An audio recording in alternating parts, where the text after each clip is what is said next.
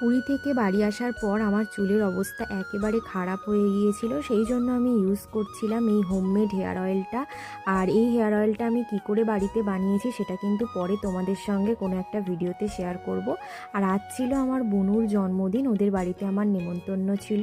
তো গিয়ে দেখলাম যে কাকিমা এদিকে সমস্ত কিছু রান্না করে ওর জন্য রেডি করে নিয়েছে। আর ও কিন্তু একেবারেই ক্যামেরার মধ্যে আসতে চাইছিল না, কিন্তু তাও আমি জোর করে একটু ওর ভিডিও করে নিয়েছি। আর আমার বোনও কিন্তু ভেজিটেরিয়ান, ওই জন্য সমস্ত রান্নাই একদম ভেজ হয়েছিল। তারপর সন্ধ্যের দিকে গিয়েছিলাম, আমাদের এখানে মা তারার মন্দিরের প্রতিষ্ঠা দিবস ছিল।